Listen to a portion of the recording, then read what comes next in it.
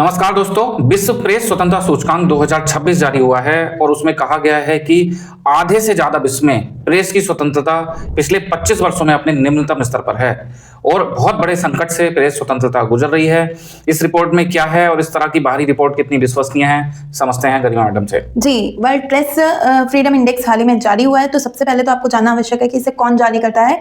तो एक फ्रांस में पेरिस स्थित एक एनजीओ है, रिपोर्टर्स विदाउट बॉर्डर, वो इस रिपोर्ट को जारी करता है हर साल वर्ल्ड प्रेस फ्रीडम डे के अवसर पर। ठीक है, ये इंडेक्स 5 फैक्टर्स के आधार पर जारी किया जाता है। कौन से हैं वो 5 factor? Political factor, legal, economic factor, socio cultural factor और सेफ्टी। इसके आधार पर 180 देशों को रैंकिंग दी जाती है। अब है कि इस इंडेक्स में सबसे अच्छा प्रदर्शन किसने किया है? तो स्कैंडिनेवियन देशों ने किया है। अगर हम टॉप 3 की बात करें तो पहले स्थान पर है नॉर्वे, दूसरे स्थान पर है नीदरलैंड और तीसरे स्थान पर है एस्टोनिया। अगर सबसे खराब प्रदर्शन की बात करें तो सबसे खराब प्रदर्शन किया है इरिट्रिया ने, इसके बाद नॉर्थ कोरिया और फिर 178 स्थान पर है चाइना। इसने ये 3 देशों ने सबसे खराब प्रदर्शन किया है। अगर भारत की बात करें तो भारत की रैंकिंग है 157 और इस रैंकिंग के साथ ये वेरी सीरियस कैटेगरी में है। यहाँ जानना आवश्यक है कि पिछले साल से इसकी रैंकिंग में कमी आई है, 151 स्थान से 6 स्थान पीछे हो गया है ये। और ये जो रैंकिंग है पिछले 25 सालों में सबसे कम रैंक है भारत की।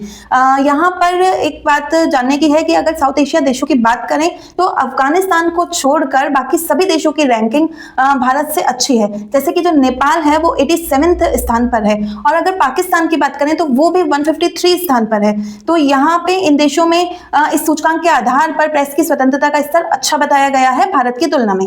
इस रिपोर्ट में केवल भारत ही नहीं बल्कि पूरे विश्व में ही प्रेस स्वतंत्रता की सबसे खराब स्थिति बताई गई है कि पिछले 25 सालों में प्रेस की स्वतंत्रता सबसे निचले पायदान पर है। तो इसके क्या कारण बताए गए हैं? तो पहला कारण है कि पूरे विश्व में कहीं ना कहीं युद्ध की स्थिति है, कहीं पर गृह युद्ध की स्थिति है और कहीं पर दक्षिणपंथी सरकारें हैं। तो ये क्या कर रहे हैं कि देश की सुरक्षा के नाम पर नेशनल सिक्योरिटी लॉज का उपयोग करके जो जर्नलिस्ट हैं उनको नियंत्रित करने का प्रयास कर रहे हैं। दूसरा कारण है कि जो मीडिया हाउसेज हैं अब वो पॉलिटिकल एंटिटीज के साथ या बड़े कॉर्पोरेट ग्रुप के साथ जुड़ गए हैं। ऐसी स्थिति में वो निष्पक्षता पूर्वक जो है अपना जर्नलिज्म नहीं कर पा रहे हैं। तीसरा कारण इसमें बताया गया है कि जो जर्नलिस्ट हैं उनकी डिजिटल सेफ्टी पे भी खतरा है, जो जैसे पेगासस जैसे स्पाईवेयर का यूज करके उनकी सेफ्टी को प्रभावित किया जा रहा है। चौथा कारण इसमें बताया गया है कि न्यूज रूम मेजोरिटी फिनोमिना। ज्यादातर देशों में क्या है, जो न्यूज रूम्स हैं वो बहुसंख्यक समुदाय के लोगों द्वारा संचालित किए जा रहे हैं, जिससे जो अल्पसंख्यक समुदाय हैं उनकी आवाजें दब गई हैं।